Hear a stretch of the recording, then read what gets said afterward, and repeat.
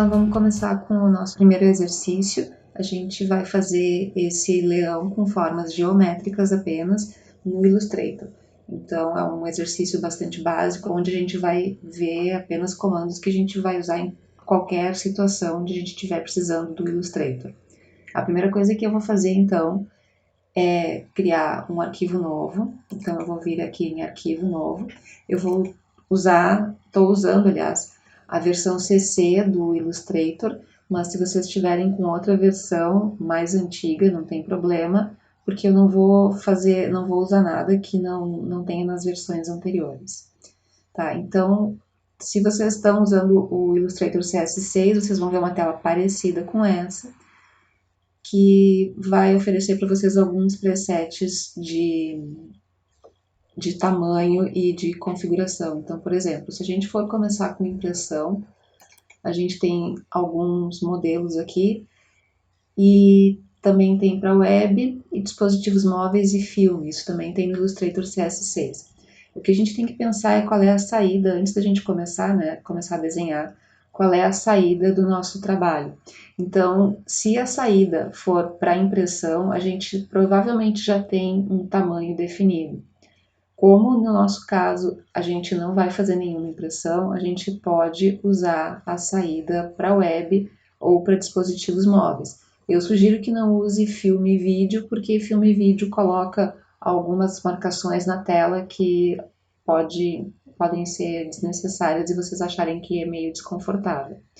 Tá? Então, se vocês usarem, por exemplo, web, vocês podem ver que algumas coisas são modificadas na configuração da página do arquivo. Então, por exemplo, a gente tem a unidade em pixels. Se a gente for usar a impressão, a gente tem a unidade em pontos. Porque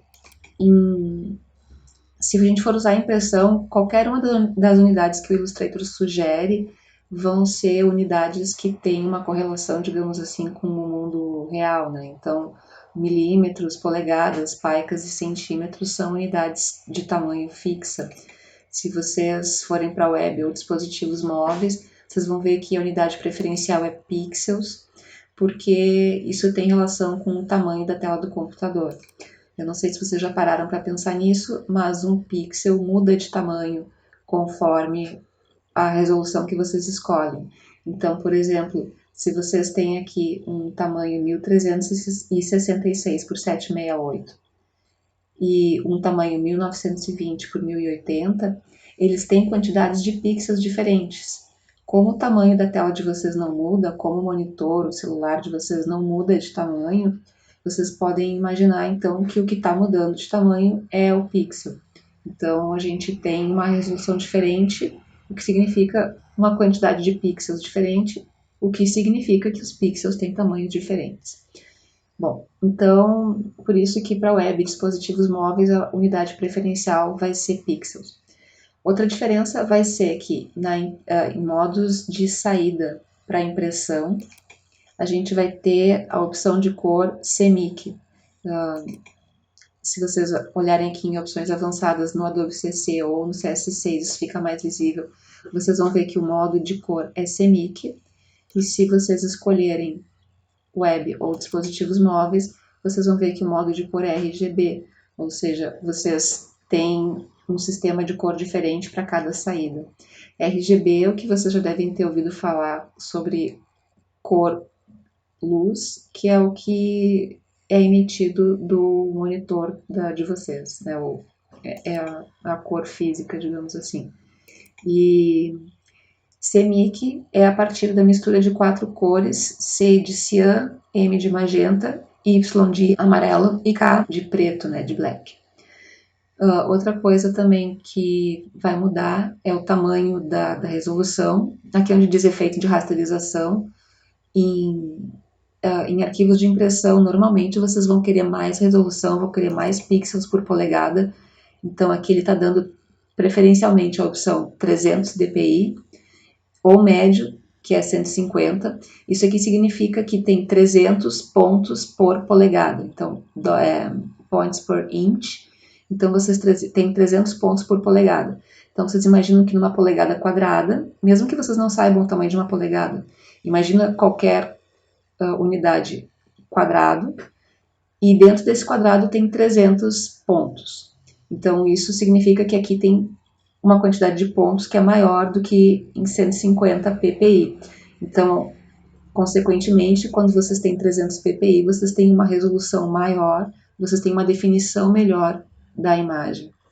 Quando vocês vão para a web ou dispositivos móveis, vocês vão ver que a resolução preferencial que o Illustrator oferece é 72 ppi, tá? Apesar de também ter as outras disponíveis. Porque a resolução do monitor que a gente tem é 72. Então, se vocês imaginarem uma grade com dois lados iguais, uma grade quadrada, cheia de pontinhos dentro, vocês imaginem que tem 72 pontos por polegada, tá? Então, aí tu vai ter 72 ao quadrado. Tu vai ter uma quantidade de pontos aí dentro. Se tu colocar uma imagem que tem mais resolução, não vai adiantar, porque a resolução da tua tela, a resolução do teu meio, da tua saída, é 72. Então, não adiantaria muito tu aumentar. Só continuando, então, com a questão de impressão, tá? Se vocês têm um papel que vai absorver bem a tinta, vocês podem usar 300. Se vocês têm um papel, como por exemplo um papel de jornal, um papel mais poroso, que vai puxar muito a tinta, vocês vão usar uma resolução intermediária, como essa 150, para não correr o risco das cores acabarem ficando borradas. Bom, então vamos só colocar aqui. Tudo isso a gente pode mudar ao longo do trabalho, tá? Não é uma coisa muito comum, porque, como eu falei, a gente normalmente começa sabendo qual é a saída, mas aqui, como a gente está só aprendendo a usar o programa, a princípio não faria muita diferença. Então, vamos supor que a gente vai fazer uma ilustração usando o modo de impressão. Então, eu vou colocar aqui um nome para esse arquivo, vou chamar desenho geométrico. Vou criar com resolução alta, que é o que está de padrão aqui. Vou colocar uma sangria aqui de 5 pontos. Vamos só trocar o tamanho de milímetros, de pontos para milímetro. Então, a gente tem carta, milímetros, e vamos deixar 3 milímetros aqui. Acho que é mais que suficiente. Se quiser, pode deixar 5 também. Isso são coisas que vocês podem conversar com quem vai imprimir, ou de repente até no site da gráfica tem alguma orientação, tá? Mas mais que isso não precisa. Então vamos criar aqui, ele vai criar um arquivo em branco, tá? Então acho que a gente pode começar com alguns comandos, tá?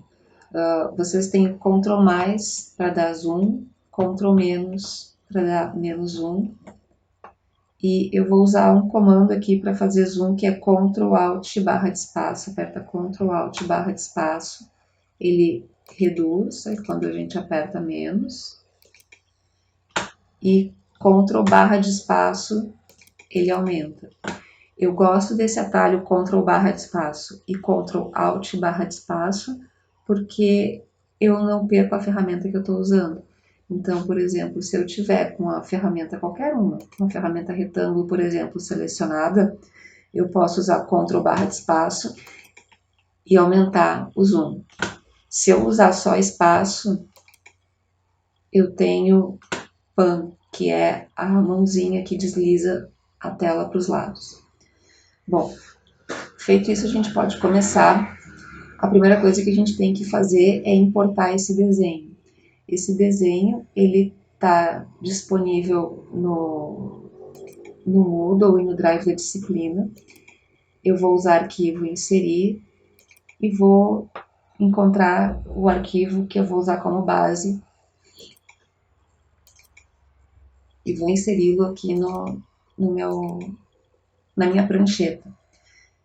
Eu vou usar os atalhos de zoom aqui, eu estou usando Ctrl Alt espaço. Se vocês quiserem, vocês podem usar Ctrl menos.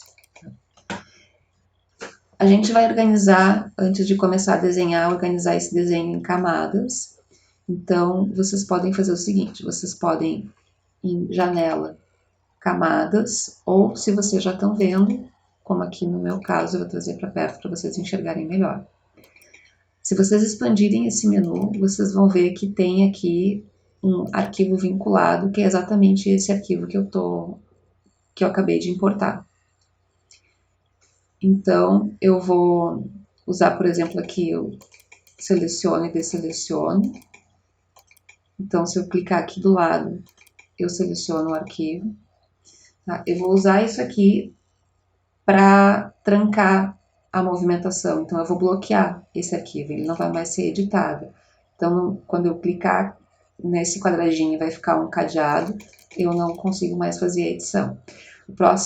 A próxima ação que eu vou fazer vai ser ir em ferramenta prancheta, onde vocês estão vendo aqui o mouse em cima, e vou ajustar o tamanho da prancheta para o tamanho da minha imagem. Para sair da ferramenta prancheta, eu posso usar a tecla ESC ou usar a ferramenta de seleção. Eu vou usar a tecla ESC e sair da ferramenta prancheta. Bom, agora eu vou começar a desenhar, eu vou usar aqui o retângulo, a ferramenta retângulo, e vou escolher uma cor aqui de cima. Tá? Vou escolher, por exemplo, esse ciano semic. E vou fazer o desenho clicando e arrastando. E aí eu queria convidar vocês para fazer um teste comigo, que é ainda sobre cores RGB e cores CMYK. Então vamos localizar aqui esse comando, onde a gente pode ver as cores de preenchimento e de contorno. Eu vou pedir que vocês deem 2 cliques aqui em preenchimento e que vocês observem que a gente está usando cores CMYK, tá certo? Então, aqui a gente tem todo o espectro de cor do tom, né? Aqui a gente tem as tonalidades, e aqui a gente tem um aumento de preto, aqui bem na diagonal, e aqui a gente tem um aumento de branco. Então, por exemplo, a gente tem aqui, vamos colocar aqui, vermelho 100%, e aqui a gente tem a redução do vermelho com preto e com branco. Tá? Então, aqui tonalidades e aqui claro e escuro. Isso porque a gente está usando o sistema HSB, que é Hue, Saturation e Brightness. Se vocês trocarem aqui, vocês podem ver que ele vai mudando, né, conforme o sistema. Então, por exemplo, aqui em Saturation, a gente tem a saturação da cor, aqui a cor 100% saturada e aqui a cor sem saturação, que é, digamos, né, sem tom. E aqui a gente tem todo o espectro RGB. Bom, então, é porque é o que o monitor mostra, né? Da mesma forma, a gente tem aqui o sistema RGB,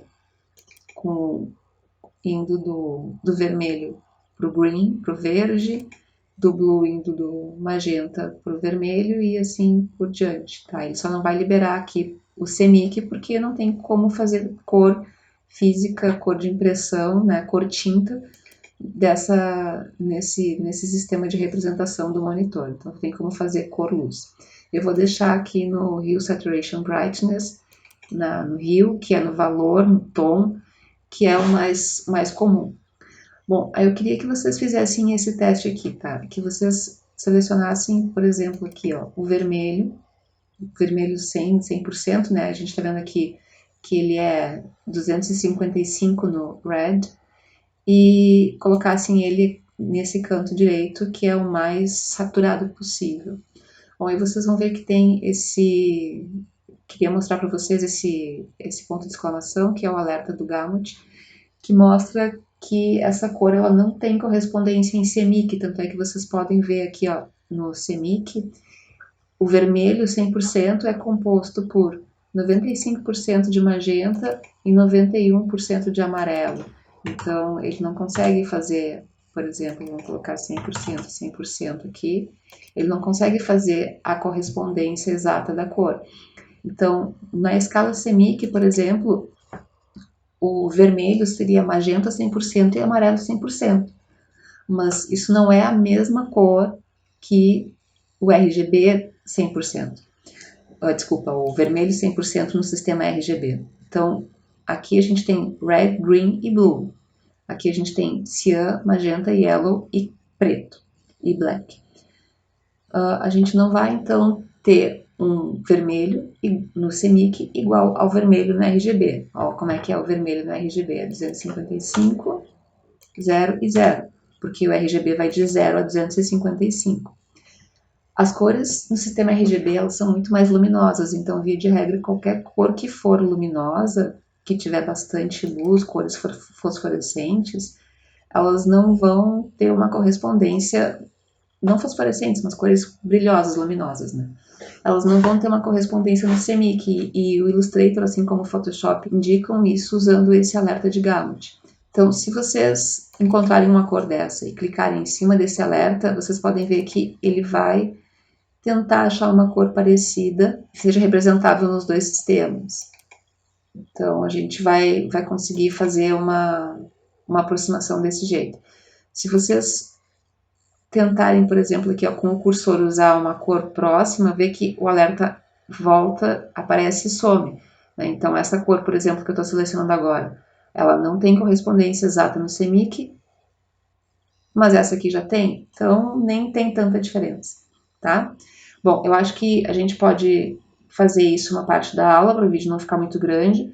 Aí agora no próximo vídeo eu vou usar só o Illustrator, já vou começar com o mesmo setup de arquivo, só para dar uma pausa, tá bom?